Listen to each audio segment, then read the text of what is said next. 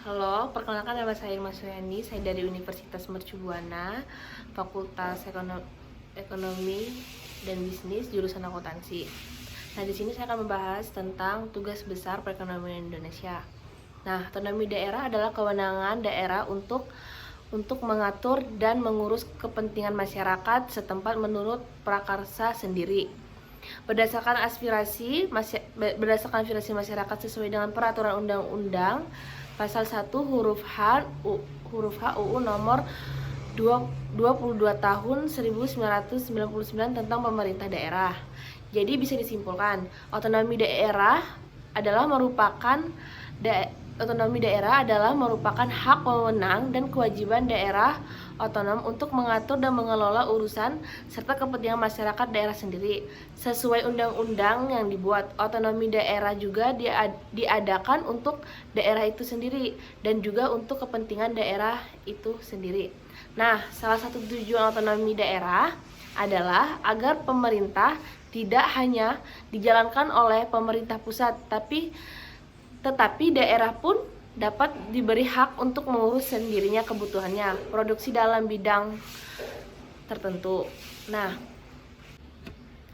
nomor 2, mengetahui tingkat keberhasilan dalam pencapaian program atau bidang tertentu sehingga suatu daerah bisa menjadi daerah otonom.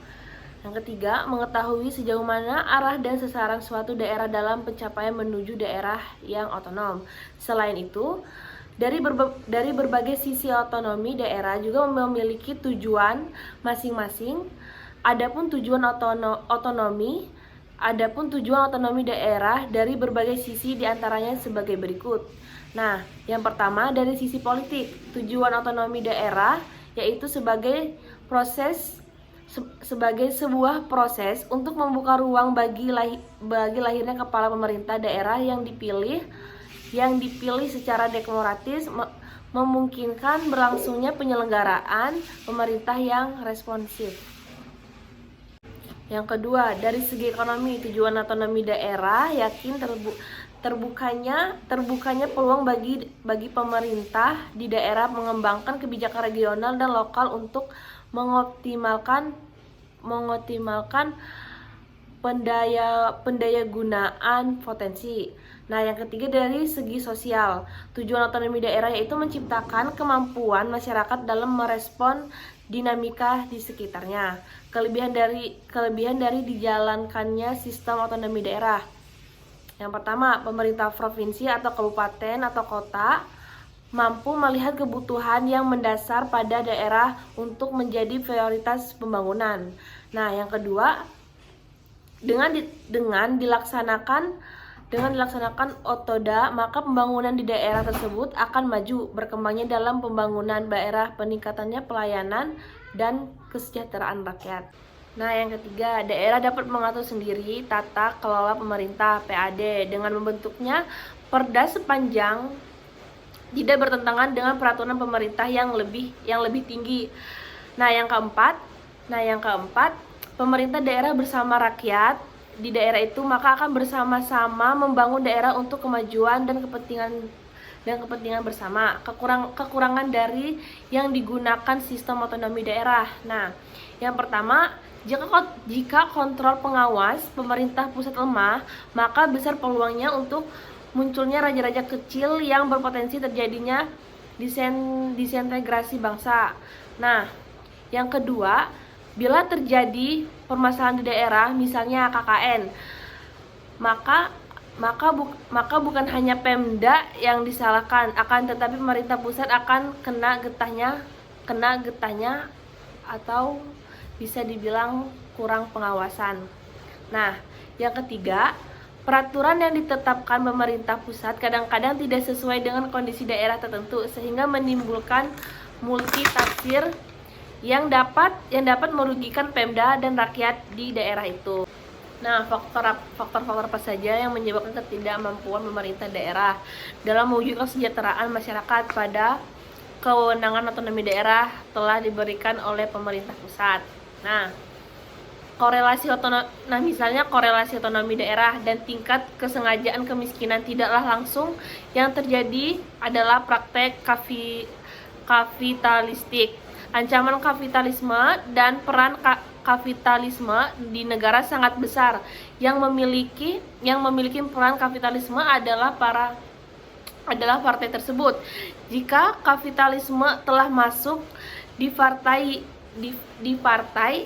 dengan mencari uang untuk partai melalui sumber-sumber kekayaan negara, mereka lebih memikirkan bagaimana membangun inferium politik, mengembalikan hutang pada saat meraih kekuasaan, pasti mengabaikan masyarakat. Nah, peran kapital sangat dominan dalam proses politik di Indonesia. Penyakitnya setiap penguasa di Indonesia masih membutuhkan kapital yang besar untuk mendapatkan kekuasaan. Politis memperlakukan pemilih hanya sebagai angka, tidak sebagai manusia persona. Maka yang terjadi adalah dehumanisasi dalam praktek politik. Tema utama pada prioritas kebijakan fiskal tahun 2021 adalah percepatan program pemulihan ekonomi nasional yang melanjutkan reformasi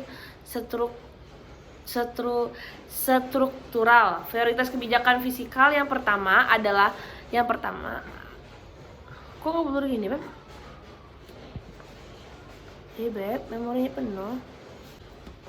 Prioritas kebijakan fiskal yang pertama adalah melanjutkan dan mencapai program pemulihan ekonomi nasional, langkah-langkah di bidang kesehatan, tentang penanggulan wabah COVID-19 supaya bisa kendalikan menjadi hal yang sangat penting dalam pemulihan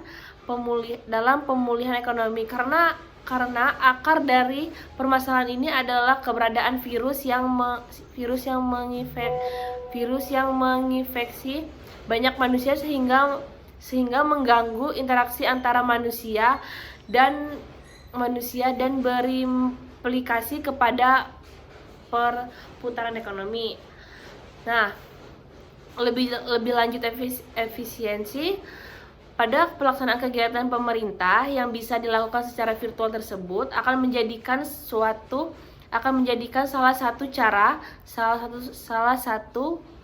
salah satu acuan bagi pemerintah untuk bisa melakukan relokalisasi anggaran belanja